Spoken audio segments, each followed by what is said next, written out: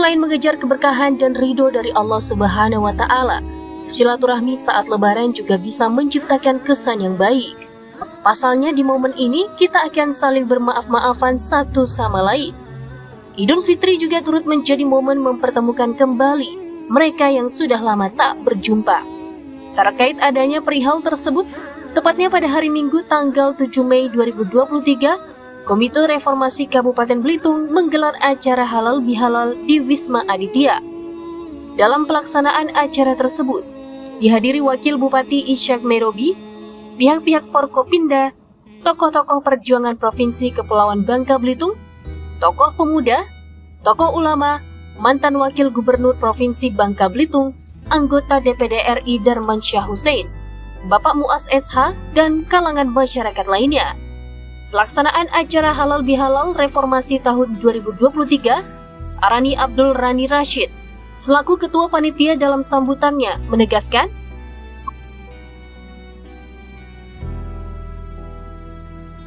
dari Tanjung Pandan Belitung, Redaksi TV Live Streaming Belitung Televisi Berita melaporkan. Salam sejahtera untuk kita semua.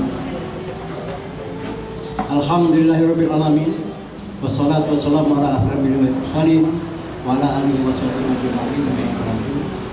Selawat dan salam kita sampaikan kepada Nabi besar kita Muhammad Rasulullah SAW beserta sahabat dan keluarga beliau, dan kita sebagai pengikutnya akan mendapatkan berkah di sepanjang masa. Yang saya hormati Bapak PJ Gubernur Babel yang diwakili oleh staf ahli kemasyarakatan dan SDM. Yang saya hormati Bapak Bupati Belitung yang diwakili oleh Bapak Wakil Bupati Belitung beserta staf Forkopimda. Bapak Bupati Belitung Timur yang dihadiri oleh Saudara Zikril. Dan yang saya hormati Bang Muhammad Muas SH. Alhamdulillah beliau dapat hadir bersama kita di sini untuk bersilaturahmi nantinya apa yang akan disampaikan oleh beliau mewakili putra daerah yang ada di luar daerah. Bapak-bapak, ibu-ibu, saudara-saudara sekalian yang saya hormati, yang tidak dapat saya sebutkan satu persatu, izinkanlah saya nantinya menyampaikan laporan kegiatan reformasi, halal bihalal reformasi Kabupaten Belitung ini. Puji syukur kita panjatkan kepada Allah SWT karena pada hari ini kita semua dapat hadir di kediaman Saudara Suhadi Hasan ini, Wisma Aditya, dalam rangka kita melaksanakan halal bihalal reformasi tahun 1998 pada tanggal 6 Juni 1998. Sebelum saya menyampaikan laporan, saya sedikit menyampaikan bahwa reformasi yang dilaksanakan di Kabupaten Belitung ini pada tanggal 6 Juni 1998 dipimpin oleh Saudara Haji Suhadi Hasan selaku Ketua Komite dan Saudara Insinyur Suryadi Sakman sebagai pemimpin pelaksana demonstrasi yang dilaksanakan di kantor DPRD Kabupaten Belitung pada mulai jam 7 sampai jam 12 siang. Sementara kami yang ada di dalam DPRD pada saat itu 9799 ada 20 orang, 4 orang anggota ABRI. Partai politiknya Pak Suryanto Sudibyo alhamdulillah hadir, Pak Arpandi almarhum, dan fraksi Karya Pembangunan saya sendiri hadir, alhamdulillah Haji Muhammad Muhtar Motong hadir, dan mungkin dengan kawan-kawannya yang lain tidak dapat saya sebutkan persatu-satu di sini. Ibu Harpa ada, terima kasih Ibu Harpa telah hadir bersama kami di sini, dan kami pada saat itu berhasil melaksanakan keinginan masyarakat Kabupaten Belitung secara menyeluruh, karena reformasi yang dilaksanakan di Belitung adalah semua berkaitan dengan masyarakat, bukan oleh si A, si B, dan si C, tapi seluruh masyarakat di Kabupaten Belitung pada saat itu menghendaki reformasi, menurunkan pimpinan daerah, Alhamdulillah pada saat itu ada dua item atau dua kegiatan yang dapat kami laksanakan. Pimpinan daerah pun dapat kami laksanakan, dan kedua adalah melaksanakan keinginan masyarakat agar bupati pada saat itu adalah putra daerah sipil. Alhamdulillah dapat kami laksanakan. Dan tidak lupa pada saat di Jakarta kami juga menemui Bapak atau Pak Muas ini untuk menjadi komunikasi kami kepada lembaga Departemen Dalam Negeri dan kepada lembaga lainnya yang ada di Jakarta. Walaupun Bang Yusril hari ini tidak dapat hadir, beliau juga tidak luput dari peranan beliau waktu beliau berada di Jakarta. Inilah sedikit sebagai informasi mengapa hari ini kami laksanakan halal bihalal reformasi ini. Dan mohon maaf, memang sudah seperempat abad karena waktu dan situasi kondisi daerah pada saat ini masalah COVID, makanya pada hari ini baru dapat kami laksanakan. Bapak Ibu hadirin yang saya hormati, panitia kami bentuk pada tanggal 4 Mei 2023 malam hari di rumah kediaman Bapak Suhadi Hasan ini. Kemudian pada tanggal 5-nya kami bergerak untuk mengantarkan undangan dan mengajukan proposal yang kami sampaikan kepada seluruh ataupun kawan-kawan yang tanpa kami sebutkan satu persatu, artinya secara kesukarelaan yang tidak terikat. Yang ketiga adalah kepada Bapak Bupati Belitung, dan alhamdulillah apa yang kami sampaikan proposal tersebut dapat dibantu sebesar Rp6.850.000. Sementara pengeluarannya adalah sebesar 5 juta lebih termasuk kegiatan pada hari ini. Dan selanjutnya nanti kepada Bapak PJ Gubernur Provinsi Kepulauan Bangka Belitung atau yang mewakili dapat menyampaikan sambutan beliau pada hari ini. Demikian pula kepada Bupati Belitung dan Bupati Bertim serta abang kita Bang Muas nantinya dapat menyampaikan kesan dan pesan kepada kita di sini semua, karena beliau adalah warga Belitung yang ada di perantauan. Mungkin itu yang dapat saya sampaikan pada kesempatan ini laporannya. Mohon maaf apabila di dalam pelaksanaan ini ada hal-hal yang kurang berkenan. Wabillahi taufiq wal hidayah. Wassalamualaikum warahmatullahi wabarakatuh. Kami hormati, kami banggakan Bapak Haji Muhammad Muas. Ini guru saya, ayah saya juga. Walaupun jarang bertemu fisik, tapi inspirasi beliau selalu hadir buat saya. Terima kasih Bapak. Yang mewakili Bapak PJ Gubernur Kepulauan Bangka Belitung, yang terhormat Bapak Wakil Gubernur pertama Kepulauan Bangka Belitung, Bang Suryadi Saman. Yang kami hormati anggota DPRD Provinsi Kepulauan Bangka Belitung, ada Bang Taufik Martin dan kawan-kawan. Unsur Forum Koordinasi Pimpinan Daerah Belitung dan Belitung Timur atau yang mewakili, Bapak Ketua Komite Reformasi Belitung dan jajarannya selaku tuan rumah, Ketua Lembaga Adat Melayu Belitung juga hadir. Saya lihat para tokoh-tokoh presidium saya lihat juga hadir di sini semua. Bapak Ibu tokoh masyarakat dan tokoh agama, tokoh pemuda sepulau Belitung yang tidak kami sebut satu persatu tanpa mengurangi rasa hormat kami. Beli ikan ketarap, idang masak gangan. Dimakan bersama dengan rengginang. Kita hadir acara halal bihalal di tempat Pak Suhadi Hasan. Silaturahmi kuat, Belitung pun cemerlang. Pertama, mohon maaf lahir dan batin. Selamat Idul Fitri 1444 Hijriah. Bapak Ibu sekalian, tadi Pak Ago, Ketua Panitia sudah sampaikan reformasi ini sudah 25 tahun. Sudah seperempat abad. Saya juga teringat waktu reformasi, saya masih di Jakarta, masih kuliah. Saya adalah Ketua Umum Himpunan Mahasiswa Tionghoa Indonesia yang ikut serta di dalam proses reformasi tersebut. Dan memang tugasnya berat sekali Pak. Jadi setelah reformasi tercapai 25 tahun ini tentu masyarakat bertanya apa sih yang sudah dicapai, apa yang bisa dipersembahkan buat masyarakat. Jawaban pertama tentunya demokrasi yang semakin luas. Tanpa demokrasi mungkin banyak di antara kita tidak bisa punya eksistensi seperti hari ini. Dan ini adalah proses pendewasaan sebuah bangsa. Beberapa waktu yang lalu saya pernah diskusi dengan beberapa sahabat dan tokoh.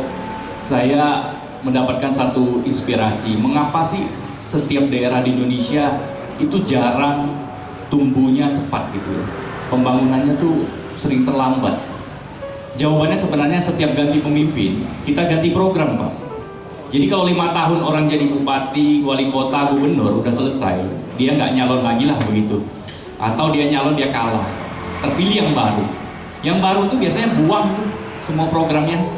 Yang dibuang itu tuh tidak objektif, tidak dilihat mana yang bagus, boleh di rebranding namanya, ditambahin lagi kontennya. Ini nggak, dibuang semua karena antipati ya.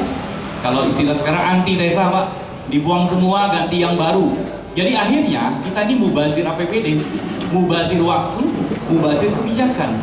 Yang mestinya kalau kita mau objektif, kita pilah yang sudah bagus, kita teruskan, yang nggak jalan kita sampaikan kepada publik ini belum jalan dan kita bisa kerjakan. Dan dengan cara itu kita sudah hemat bertahun-tahun, Pak.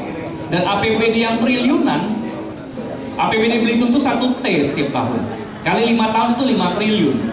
Bayangkan kalau nanti ganti pemimpin, kemudian dia buang programnya, dan 5T itu seperti diulang kembali dari nol. Nah, jadi inilah yang harus kita kerjakan bersama. Komite reformasi ini menurut saya komite yang sangat tulus nih. Pak Suhadi Hasan itu nggak kayak Pak Amin Rais. Pak Amin Rais kan menggulirkan reformasi, udah pernah jadi ketua MPR, ya kan?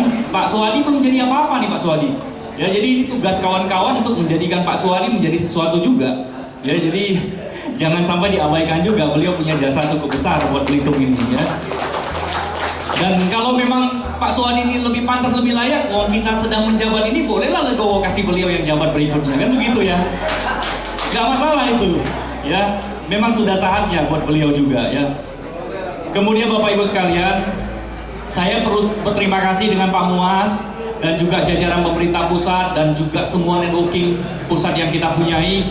Belitung bisa jadi tuan rumah, walaupun dampak ekonominya belum sebesar yang kita harapkan, tapi setidaknya pasca keterpurukan karena pandemi COVID-19 selama 2,5 tahun. Bayangin Bapak Ibu, ini tahun keempat saya dengan Pak Sanem, tapi 2,5 tahun dipakai buat urusin COVID. Jadi praktis hanya 1 tahun murni APBD yang dipakai buat pembangunan. Selebihnya urusan darurat, Pak. Ya, jadi bukan manajemen inovasi, tapi manajemen krisis yang kita gunakan. Jadi beda, jadi nggak ada yang namanya musrenbang yang sudah bagus dibikin itu, kemudian RPJM yang sudah bagus itu dipakai di dalam 2,5 tahun terakhir, nggak ada. Jadi itu semuanya manajemen krisis. Tapi kami perlu laporkan bahwa terima kasih G20 sudah jalan dengan baik, World Ocean Assessment dari PBB berjalan dengan baik, ASEAN 2 kali di bulan Maret berjalan dengan baik, nanti bulan depan, bulan Juli juga ada acara ASEAN yang lainnya juga. Nah, tanpa itu semua, Belitung pasti dilupakan Bapak Ibu sekalian. Kenapa kita dilupakan? Karena kita punya dualisme ekonomi. Kita punya ekonomi tambang dan ekonomi baru yang disebut dengan parekraf. Parekraf ketika COVID datang dihajar jatuh. Tambang hidup lagi. Nah, pusat tentunya punya kepentingan yang besar. Selama depositnya masih banyak, maka akan ada dualisme kebijakan yang dikerjakan. Itulah bedanya kita dengan Labuan Bajo. Itulah bedanya kita dengan Bali. Bali tanpa ada pariwisata sudah pasti tewas. Kita orang berpikir tanpa wisata kita masih punya tambang. Jadi mindset, mental, manajemen dan juga dukungan pusat itu sangat berbeda dengan yang dilakukan di tempat-tempat lainnya, Bapak. Inilah tantangan kita semua di 25 tahun reformasi ini. Saya juga melaporkan di tengah keterbatasan kami dengan Pak Sanem, BPJS PBI yang gratis Pak Muas. Tahun ini, tahun 2022 akhir ini kami sudah mencapai 99,91%. Jadi artinya hanya 0,09 masyarakat kita yang belum terakomodir BPJS. Jadi kalau dalam tempat ini masih ada sahabat kita, keluarga kita, jaringan kita yang belum terakomodir, saya mohon dibantukan untuk didaftarkan sehingga kita bisa mencapai 100%. Dan angka 99,91 ini Pak PJ Group yang mewakili adalah yang tertinggi di Bangka Belitung. Jadi itulah unsur kesejahteraan pertama, Pak. Orang sering berpikir, loh, jadi pemimpin kok nggak menghadirkan tambahan penghasilan buat rakyatnya? Tambahan penghasilan itu bisa dilihat dari dia tidak keluarkan uang tambahan untuk berobat. Itu yang paling penting. Kalau dia harus bayar BPJS sendiri, kemudian dia ke rumah sakit pakai program Sehati, dia berangkat ke Jakarta harus beli tiket sendiri, otomatis penghasilan yang 3 juta dia tinggal 2,5 juta tuh. Tapi kalau itu ditanggung oleh negara, itu seperti dia punya 3,5 juta. Jadi kenaikannya tidak bisa dilihat langsung dari penghasilan dia, tapi hak dasar dia ditanggung oleh negara. Kemudian indeks pembangunan manusia, yaitu kualitas manusia Belitung itu dari 2021 hanya 72,5 poinnya, sekarang 73,38. Ada kenaikan, Pak. Harapan hidup bayi yang lahir tahun 2021, harapan hidupnya hanya 71 tahun 1 bulan, Pak. Tapi bayi yang lahir pada tahun 2022, dia punya harapan hidup 71 tahun 3 bulan. Artinya meningkat 2 bulan, jadi semakin panjang umur bayi yang hidup, yang lahir di Belitung tahun demi tahun. Rata-rata lama sekolah juga demikian. 2021 hanya 8 tahun 4 bulan rata-rata lama sekolah orang Belitung. Nah, tahun 2022 8 tahun 7 bulan Pak Suryadi Saman. Jadi ada peningkatan 3 bulan. Jadi angka buta huruf semakin rendah. Yang putus sekolah kami tekan melebihi target 138%. Kemudian pengeluaran per kapita juga meningkat tajam, ya, naiknya lumayan besar 0,4. Desa maju semakin banyak. Jadi kalau kita boleh bicara objektif, 2021 hanya 29 desa maju di Belitung dari 42 Pak Muas. 2022 sudah 37 Pak. Jadi naik 8 desa maju dalam setahun, sisa hanya 5 desa yang belum status maju. Ini belum diukur ya dari sisi misalnya pendapatan ekonominya bagaimana dan seterusnya, tapi instrumen yang ditetapkan oleh kementerian itu sudah tercapai dan sudah ditetapkan oleh mereka sebagai desa maju. Angka kemiskinan, walaupun kemiskinan di Belitung itu masih cukup tinggi dibandingkan kabupaten di Bangka lainnya, kita turun Pak. 7,15 di tahun 2021, 2022 turun 0,7 menjadi 6,45. Jadi angka kemiskinan di Belitung itu tahun ini 2022 turun signifikan. Pertumbuhan ekonomi adalah pertumbuhan tertinggi 5 tahun terakhir. 2021 hanya 5,6, 2022 5,7. Kita bisa bayangkan bertahan hidup saja sudah bagus. Tapi bisa tumbuh 5 ke atas, itu sebuah keistimewaan yang diberikan oleh pusat buat kita. Dan juga gerakan masyarakat di kita yang saya paling suka di slogan spanduk itu adalah dengan kebersamaan kita bangun Pulau Belitung. Kata kuncinya adalah kebersamaan. Kenapa ekonomi kita tumbuh? Karena kita bersama-sama, tidak terpecah belah. Daerah lain berisik, konflik, investor masuk, keluar lagi, dan seterusnya. Ini bahayanya buat Belitung, kita tidak boleh seperti itu.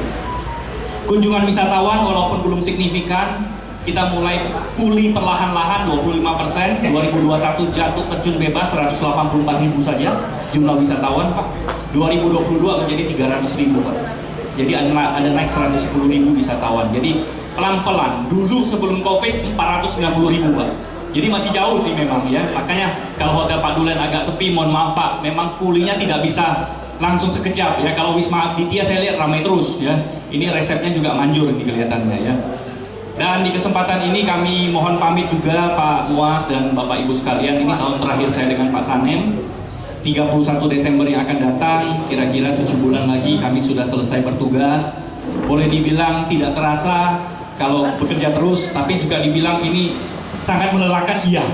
Ternyata jadi eksekutif itu sangat capek dibandingkan jadi legislatif. Ya, jadi gak heran kalau banyak wakil bupati habis ini nyalon DPRD Pak. Dan hidupnya lebih nikmat gitu ya. Dan kalau yang mau jadi wakil bupati tolong dipertimbangkan baik-baik lagi Pak. Ya, mungkin lelahnya akan luar biasa ya. Karena itu kami mohon maaf Bapak Ibu sekalian atas segala hilaf kami, kekurangan kami, kelemahan kami. Banyak PR, mungkin banyak komitmen yang belum tercapai, kami mohon dimaafkan.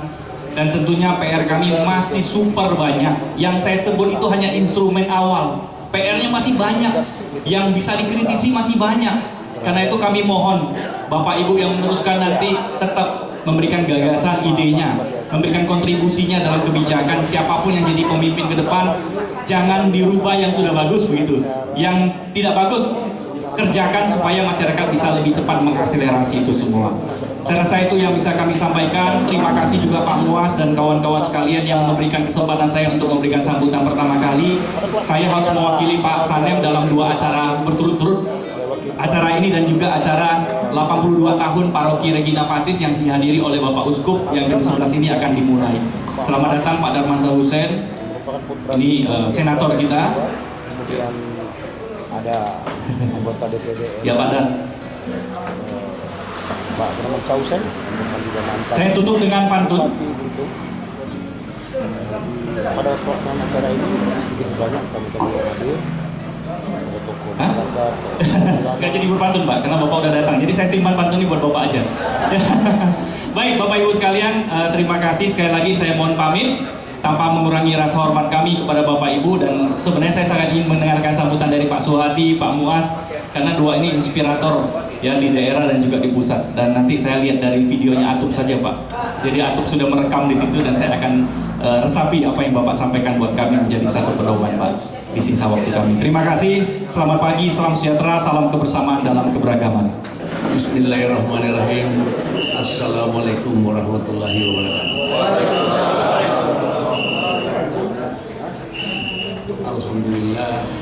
Alhamdulillahirabbil alamin.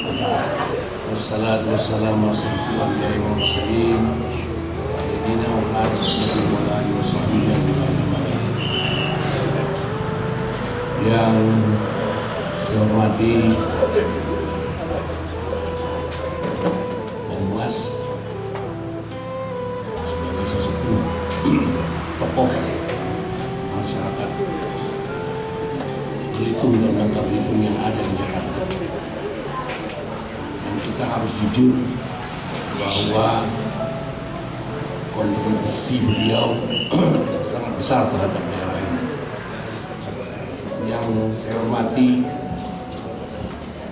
Bang Darmansyah, Bapak Darmansyah Hussein, yang hari ini masih menjadi anggota DPD RI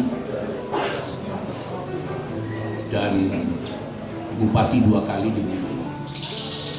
Jujur, beliau orang yang banyak meletakkan bukan hanya dasar-dasar pembangunan di daerah Belitung, akan tetapi secara jujur harus kita katakan banyak ruang-ruang publik di Belitung ini adalah hasil karya besar beliau.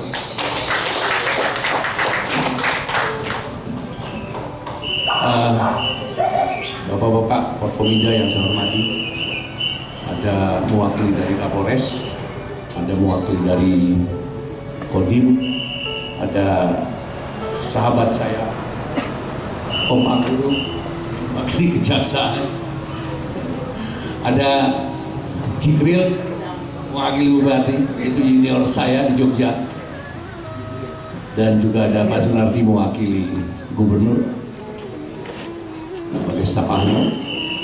Dan di sini di depan saya banyak, terus terang aja, orang-orang yang di zamannya yang memang berperan besar dalam membawa harkat martabat Belitung lebih beradab dan terhormat menuju masa depan.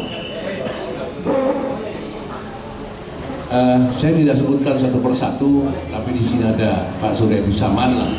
Saya ambilkan aja, beliau itu adalah pernah mantan wakil gubernur, dan yang lain-lain, Bang Faisal, nama Dandi. Sebenarnya kalau kita bicara reformasi di zaman itu, posisi saya ini ada 2. Pertama, saya anggota DPR dari Golkar saat itu, dan saya kebenaran ketua KNPI di zaman itu. Jadi 2 jabatan saya di zaman itu. Reformasi memang embrionya dari kawan-kawan di luar, yaitu Bapak Suhadi Hasan. Kita tahu itu adalah penggerak utama di Belitung. Akan tetapi muncullah mahasiswa datang berbondong-bondong dari Jakarta, karena zaman itu kan memang euforia. Mereka pakai kapal datang ke sini. Saat itu pemerintah mulai mengintervensi, mulai khawatir akan ada gerakan besar terjadi, sehingga mahasiswa sebagai punya brand, punya tagline di zaman itu, bahkan sampai hari ini mahasiswa tetap punya brand dan punya tagline sebagai chain of agent, agen perubahan. Itu kemana mereka harus melakukan ruang-ruang untuk diskusi, untuk rumah mereka untuk bergerak. Akhirnya saya putuskan saat itu KNPI memfasilitasi mereka. Jadi biar dekat dengan DPR gitu, Pak. Biar hadap-hadapan. Sehingga TikToknya jalan gitu. Pak Suhadi bergerak dari sini dengan gerakannya, kami di DPR bertiktok dengan mahasiswa dan KNPI di zaman itu di DPR.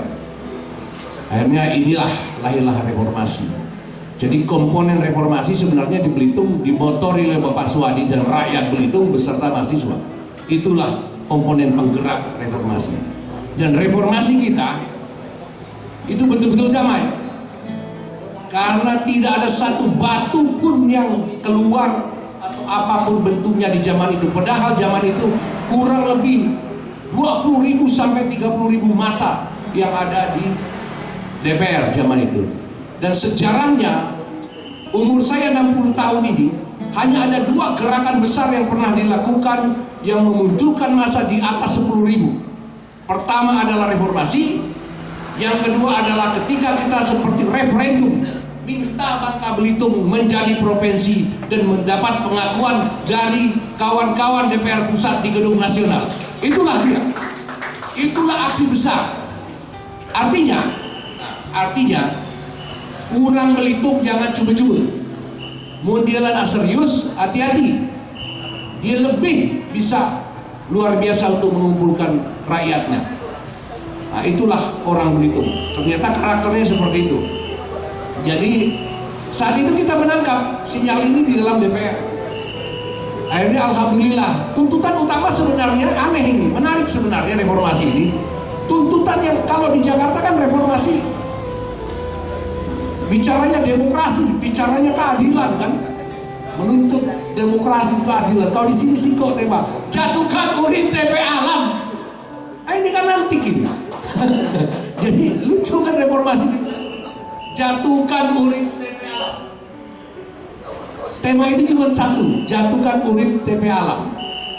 Akhirnya ya kita di DPR merespon ini, terutama Golkar karena fraksi yang paling besar di zaman itu. Terus ada zaman itu kan ada juga fraksi ABRI. Kita memang sempat tarik menarik dengan fraksi ABRI di zaman itu. Akan tetapi pada akhirnya legowo, militer harus menerima itu. Dan jujur saja pergerakan ini kami lakukan di dalam DPR dibantu oleh Pak Suryanto Sudibyo.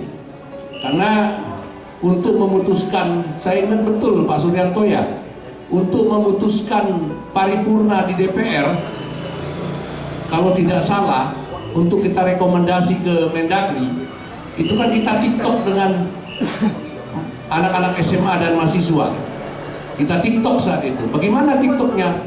Kita ciptakan agar terkesan DPR itu mau runtuh, akan ada serangan besar, sehingga teman-teman DPR harus lakukan sikap segera memutuskan bahwa aspirasi masyarakat ini harus nyata-nyata diperjuangkan dan harus terbukti dan berhasil. Dan alhamdulillah itu berhasil.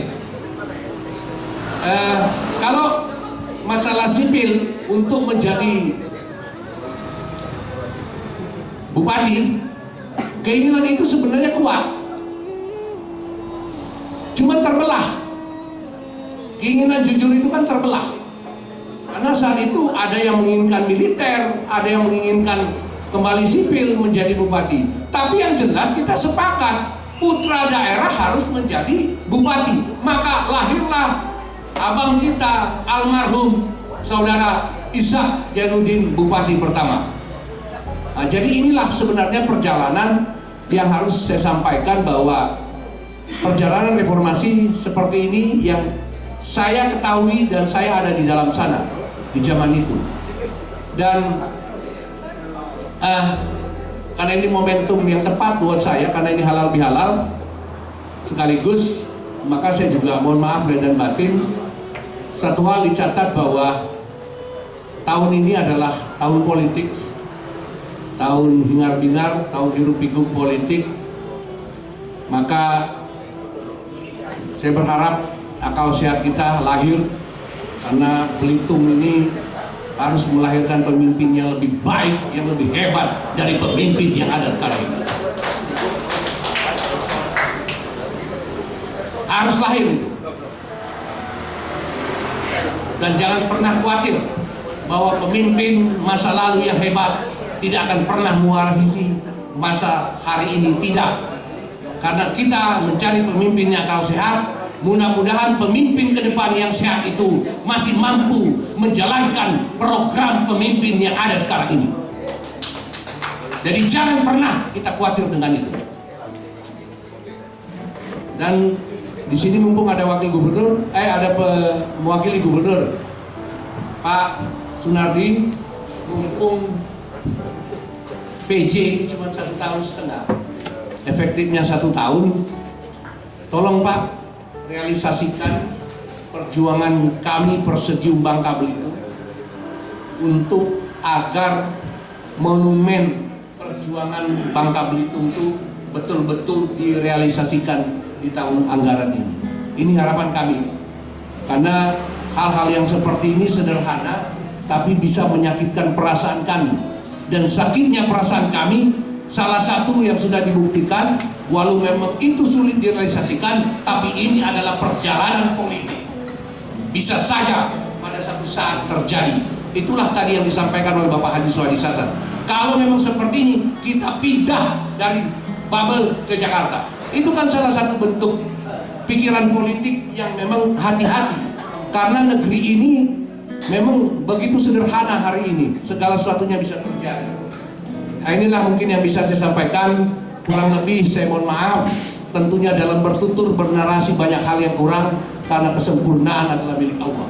Wallahul muwaffiq ila aqwamit thariq. Wassalamualaikum warahmatullahi wabarakatuh. Bismillahirrahmanirrahim. Assalamualaikum warahmatullahi wabarakatuh. Salam sejahtera dan semoga Allah Subhanahu wa taala memberikan perjalanan langkah kita sejak mulai dari rumah, antara darat dan udara, dan juga dari di mana kita berada di dalam kegiatan kita sehari-hari. Semoga kemuliaan yang sudah kita lalui dalam keagungan Ramadan, sekarang kita masuk bulan Syawal, semoga Allah memberkahi kita semua. Mengiringi itu saya mohon maaf lahir batin bila pada saat-saat kita bisa bertatap muka secara langsung sebelum COVID-19 terjadi 2 tahun yang lalu, kita sudah pernah berkomunikasi. Saya pikir banyak komunikasi saya dengan orang tuanya. Arek panggilan. Saya tadi ketemu anaknya kebetulan lagi sedang ujian. Ya, jadi hari ini ketemu bapaknya. Sebelumnya saya juga ketemu dengan Bapak Tarik selama ini. Beliau sudah mendahului kita ya. Dan akhirnya hari ini kita masih bertemu. Dan seiring dengan itu kita juga berdoa agar rekan-rekan sahabat-sahabat kita yang telah mendahului kita, misalnya almarhum Ustaz Jainuddin, Saudara Iswarin, dan lain sebagainya yang tidak bisa satu persatu, semoga tetap diterima di sisi Allah Subhanahu wa taala, dan kita yang ditinggalkan masih tetap berbuat satu yang baik dan kebaikan serta keselamatan bagi umat manusia. Saya pikir ini yang sangat penting. Yang terhormat Bung Faisal, Bung Suryadi Saman, Bulen, yang tidak bisa satu persatu, dan juga keluarga besar saya, istri almarhum Iswarin, Ibu Harpa, yang kebetulan hadir. Saya tidak lapor bahwa saya akan datang hari ini. Biasanya saya lapor, karena memang waktu-waktu yang sangat tidak mungkin dalam kondisi yang sedikit agak terganggu cuaca dan lain sebagainya. Kebetulan saya tadi pagi dijemput oleh Saudara Suhendri, dokter, Ketua Palang Merah Indonesia, dan bersama Kepala Markas, dan kebetulan saya adalah pengurus Pusat Palang Merah yang sampai hari ini masih diberikan tanggung jawab oleh Yusuf Kala untuk melakukan kegiatan-kegiatan yang bersifat doktrin mengenai orientasi kepalang merahan dan hukum humaniter. yaitu hukum kemanusiaan. Dan ini adalah dasar dan landasan yang sangat kuat mengapa bahwa Indonesia merdeka masih membutuhkan palang merah. Tanpa palang merah, Indonesia tidak pernah akan merdeka. Ini catatan untuk saudara ketahui. Pada waktu SESPIM ABRI di Bandung, saya memberikan gambaran seperti ini, bahwa akhirnya Soekarno 17 September 45 dia ingin mendapat jawaban dari kekuatan negara-negara Eropa bahwa Indonesia ini merdeka tapi masih dianggap negara barbar. Maka untuk bisa mencapai kemerdekaan itu mutlak diterima oleh negara-negara yang sudah perang lebih awal. Ingat, kita tidak pernah terlibat perang dunia pertama. Indonesia hanya terlibat perang dunia kedua. Jadi kasus perkembangan kebangsaan di Indonesia jauh sebenarnya lebih mengental terhadap penjajahan dari perjuangan kita terhadap negara-negara lain. Ini harus kita sadari bahwa Indonesia merdeka tanpa palang merah tidak akan mungkin merdeka. Dan itu adalah jawaban sejarah yang tidak mungkin saudara hindari. Suatu ketika mungkin saya akan bicara kepada siapapun juga di depan SESPIM ABRI, di depan para perwira kolonel, saya bicarakan dan mereka mengakui bahwa memang Indonesia merdeka tanpa palang merah tidak mungkin bisa merdeka secara hukum. Ini perlu diketahui oleh kita, dan catatan ini banyak diberikan oleh Jenderal Sudirman pada waktu itu dalam memperjuangkan pemerintahan ibu kota negara dari Jakarta pindah ke Jogja yang di bawah pimpinan Sultan Hamengkubuwono ke-9. Jadi inilah salah satu catatan mengawali apa yang saya harapkan akan banyak manfaatnya bagi kita pada siang hari ini. Rekan-rekan sekalian yang saya hormati, saya banggakan, tadi kita sudah mengikuti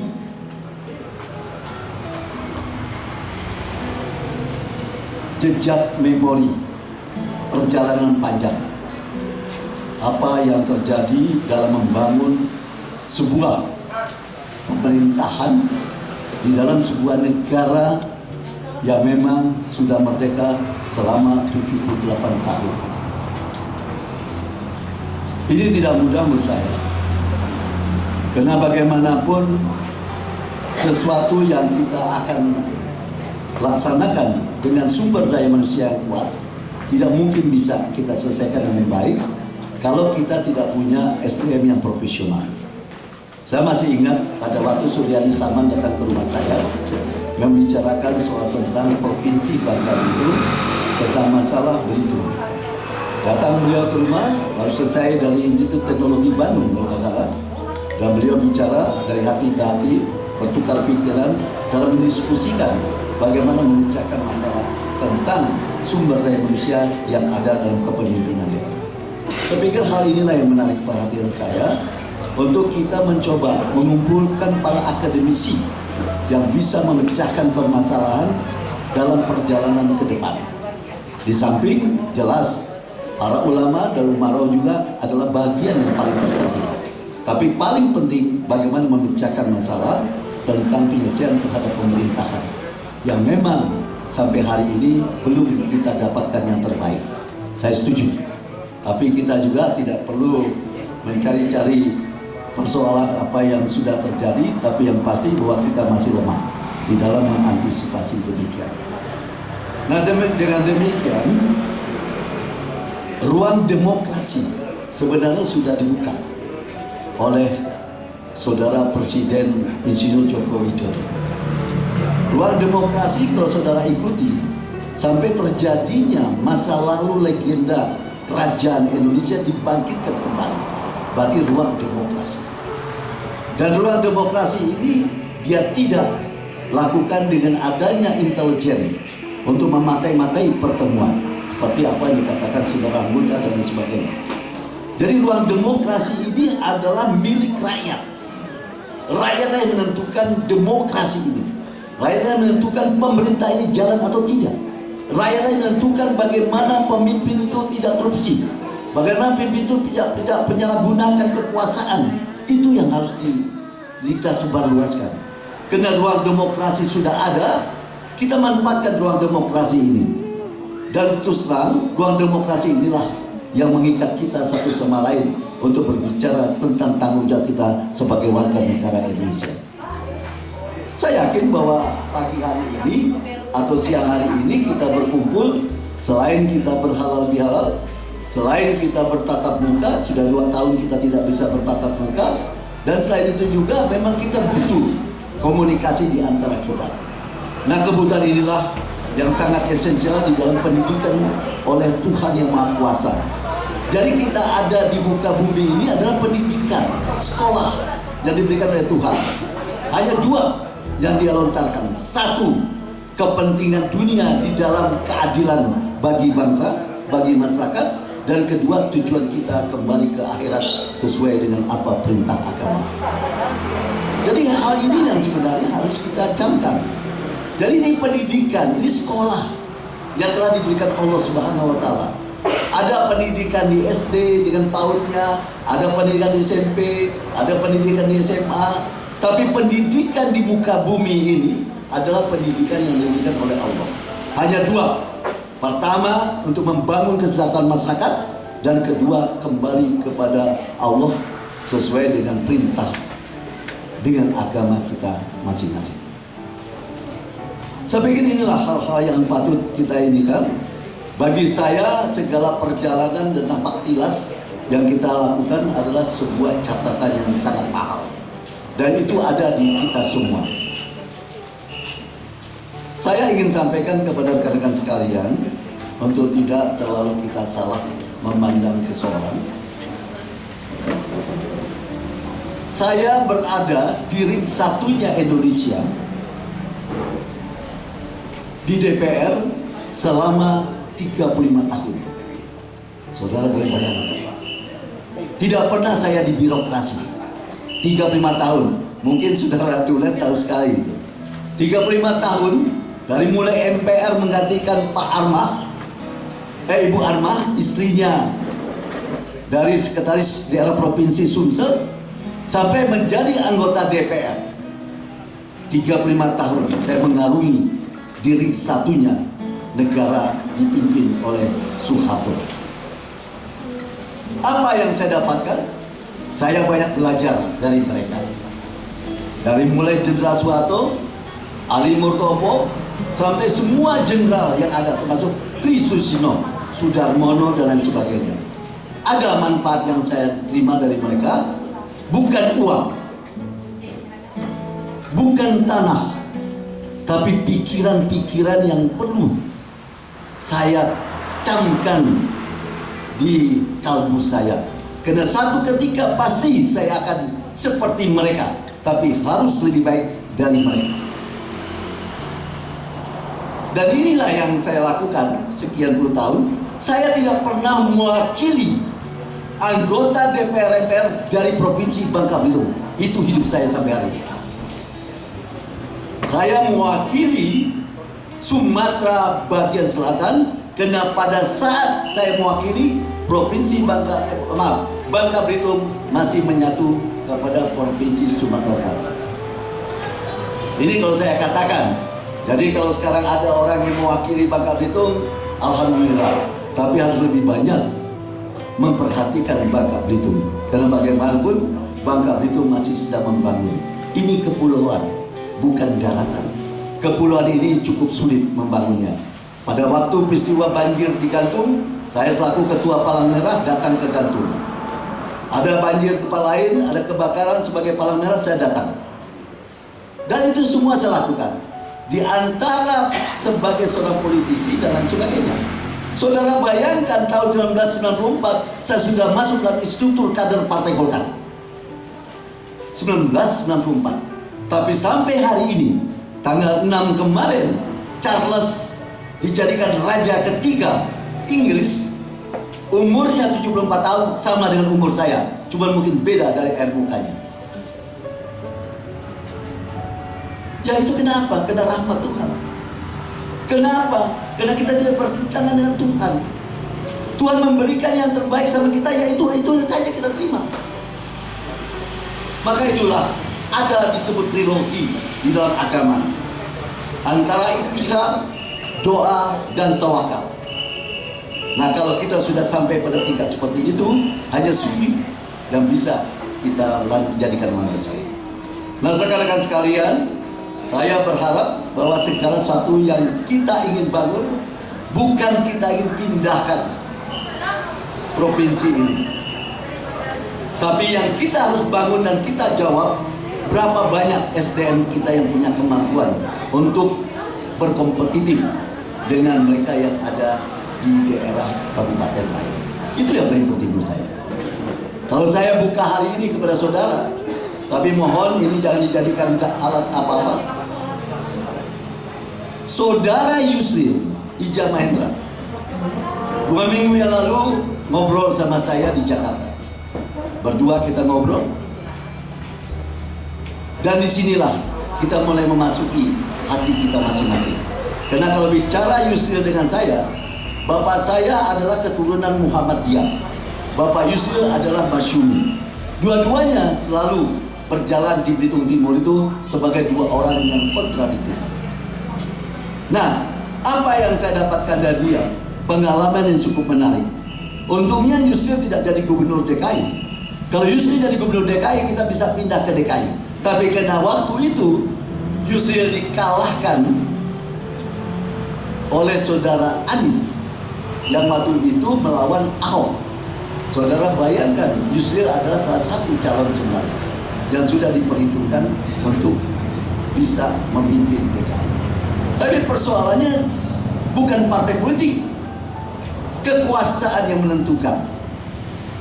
Karena begini, konstitusi negara kita, Undang-Undang Dasar 45 mengatakan partai politik adalah bagian dari penentu terhadap siapapun yang akan duduk di dalam lembaga-lembaga kekuasaan negara. Kita boleh saja hebat di mata masyarakat, tapi pada saat ditentukan, tetap yang menentukan adalah partai politik. Sama dengan Suryadi Saman pada waktu jadi wakil gubernur. Apa tidak hebatnya dia lulusan ITB? Apa tidak hebatnya dia dengan segala langkah yang ada? Tapi tergantung partai politik. Hari ini juga sama, tergantung partai politik, bukan tergantung kepada keprofesionalan seseorang. Dan bisa terjadi ada nilai transaksional yang terjadi di dalam perdagangan terhadap sebuah jabatan. Apa benar ada? Ada. Dan itu bisa terjadi di negara yang sedang tidak di dalam keadaan tertib dan aman. Kita lihat Presiden Indonesia Joko Widodo mengharapkan bahwa ini negara harus dijaga, harus ditertibkan. Maka ada disebut koalisi pemerintah, ada bukan koalisi pemerintah. Koalisi pemerintah adalah mereka yang mendukung Jokowi bisa naik. Koalisi yang tidak pemerintah adalah yang tidak mendukung pada Presiden Jokowi. Apa salah? Tidak salah. Dan itu bisa dilakukan oleh semua negara yang mendasarkan kepada konstitusi dan undang-undang dasar. Nah, untuk itulah menurut saya, hari-hari ini kita tidak mungkin berbuat banyak kalau kita tidak bisa mengandalkan pengurus partai, ketua umum partai yang kapabilitasnya luar biasa. Bicara provinsi tidak bisa bicara soal tentang SDM semata-mata, tapi harus bicara kekuatan apa yang dibangun di provinsi Bangka Belitung. Ya, karena ruang demokrasi sudah dibuka. Betul kata Jokowi Widodo, memang saya tidak boleh bicara politik. Apa tidak boleh saya siapkan istana sebagai tempat untuk mereka bertemu? Ya tidak mungkin, karena konstitusi kita sudah demikian dan sudah berlaku sekian puluh tahun. Persoalannya sekarang ini, betul dikatakan dalam teori politik bahwa politik adalah perebutan kekuasaan. Tapi di dalam politik harus ada seninya. Bagaimana seni melaksanakan sebuah permainan politik tergantung kepada kita yang punya kemampuan. Ada 23 partai politik yang akan turun gunung untuk ikut di dalam pemilu tahun 2024. Cukup banyak. Dan pemilu tahun 2024 adalah pemilu pertama dalam sejarah tahun 1955. Mengapa saya katakan? Karena dalam pemilu 2004, pemilihan DPD, DPRD 1, 2 dan DPR disatukan. Bersama setelah itu pemilihan presiden dan wakil presiden. Dan selesai itu baru pemilihan gubernur, bupati, dan wali kota. Maka itu kalau sekarang ini sudah ada proses persiapan untuk tugas bupati dan wali kota serta gubernur berakhir secara administrasi pada bulan Juli dan serah terimanya pada bulan September dan Desember adalah sebuah keputusan di dalam aturan pemerintah di dalam melaksanakan tugas-tugas politik yang sekarang. Jadi kalau kita bicara soal tentang pemerintahan, kita bicara soal tentang kekuasaan, kita bicara berdasarkan konstitusi dan undang-undang. Saya kasih contoh pada saudara, putra saya sekarang yang magang di Selat Tasik selama 1 tahun sudah berada di Amerika selama 5 tahun. Saya datang pada saat COVID sedang berlangsung 1 tahun yang lalu. Saya ketemu di Wisconsin, di sebuah negara bagian Amerika Selatan. Apa yang terjadi? Dia sudah menjadi kepala riset kanker di Amerika. Satu-satunya orang Indonesia, bukan keturunan Cina, bukan keturunan Arab, tapi dia orang Indonesia keturunan Melayu, khususnya bapaknya orang Belitung. Saya bangga, karena itulah yang saya simpan. Dan saya coba untuk membuktikan kepada bangsa dan pemimpin negara ini bahwa putra kita juga punya. Apa yang terjadi? Sebulan yang lalu, Saudara Menteri Kesehatan Insinyur Gunadi menelpon putra saya untuk kembali ke Jakarta menjadi staf ahli. Anak saya telepon, "Pak, gimana ini?" "Nggak usah, you datang ke Indonesia jadi staf ahli." Kenapa? Karena di Indonesia belum tentu dihargai semua mereka yang berhasil di dunia pendidikan internasional. Saya lapor sama Yusuf Kala di Palang Merah. Pak JK bilang, "Saya kenapa you nggak ini kan?" Saya bilang tidak. Karena kalau menterinya kena korupsi, anak saya pasti kena, walaupun dia tidak dapat hasil korupsi. Jadi lebih baik tidak usah kembali ke Indonesia dan tunggu sampai ada perubahan di Indonesia. Karena bagaimanapun semenjak Obama menjadi presiden Amerika, terjadi perubahan di Amerika. Tidak ada istilahnya orang Amerika jadi wapres, Amerika jadi presiden. Bisa saja orang dari Afrika. Buktinya sekarang istrinya Joe Biden, wakilnya Joe Biden adalah orang Afrika, kelahiran India.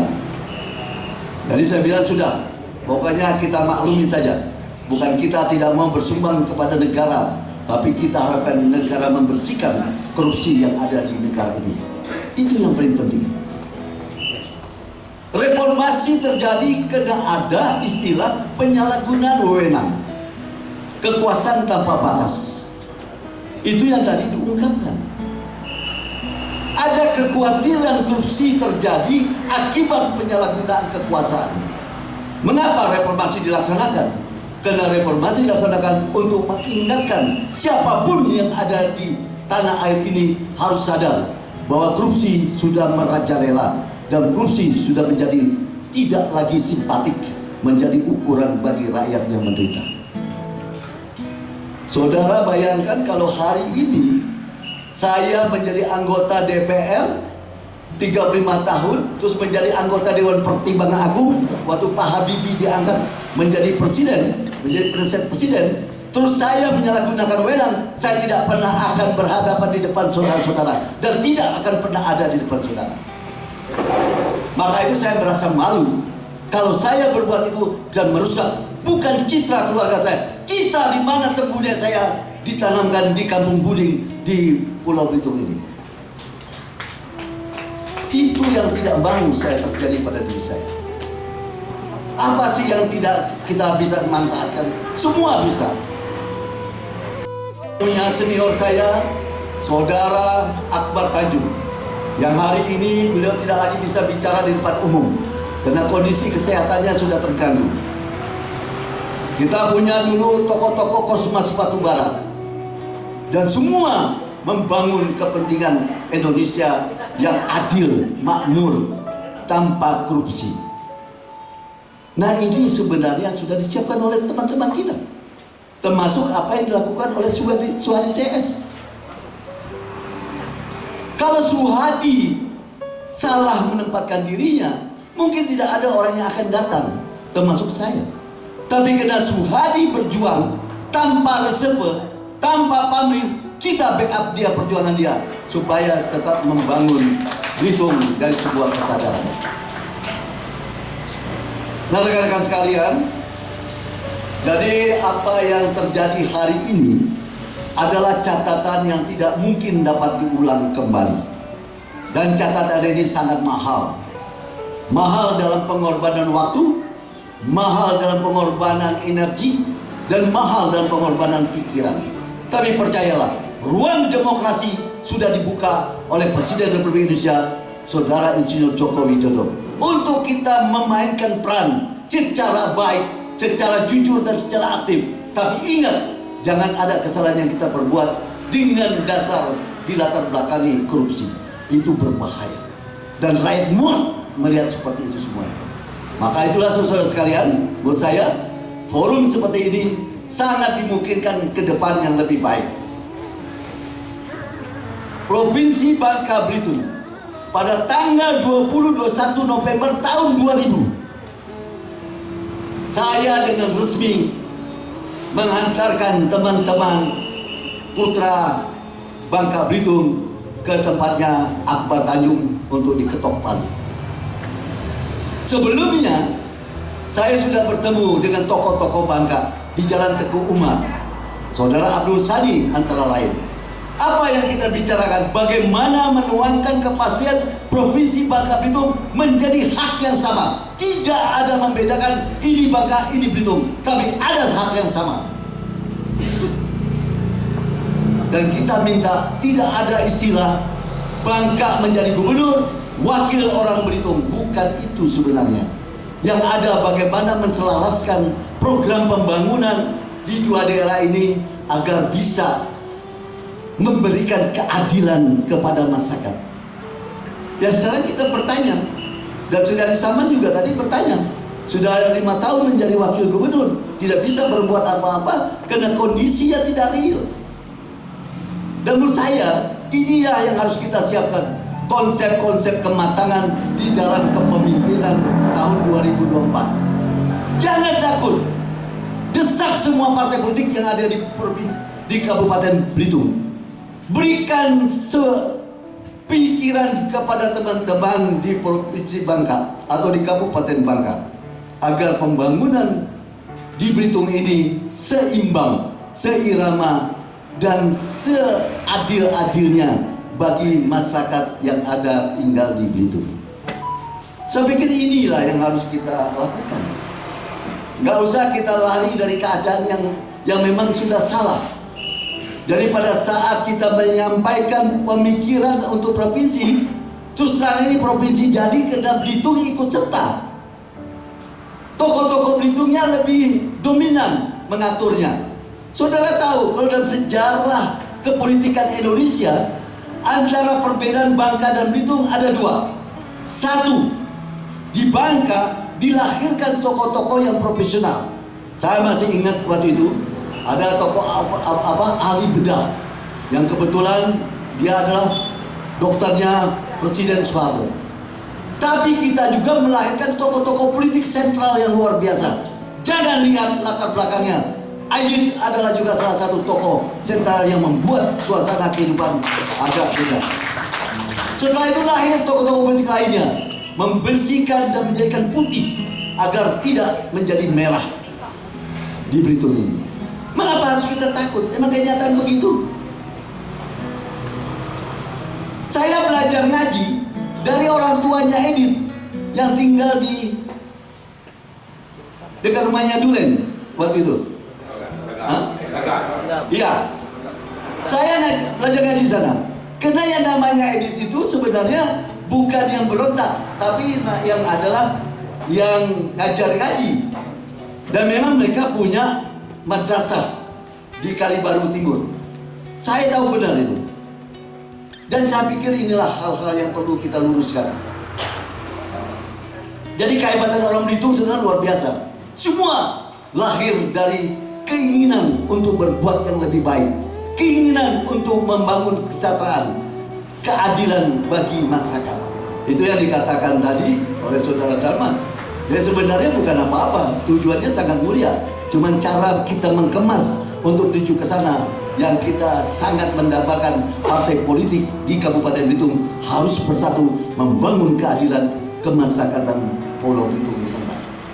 Kalau itu tidak ada, jangan harap Provinsi Bangka Belitung kita akan punya hal yang bisa kita sodorkan. Tapi mungkin kita terus akan terjadi begini. Saya nggak tahu sampai kapan. Tapi kita jangan beralih untuk mengadu konsep di dalam membangun Indonesia sesuai ruang demokrasi yang sudah dibuka. Dan sebenarnya tidak ada masalah.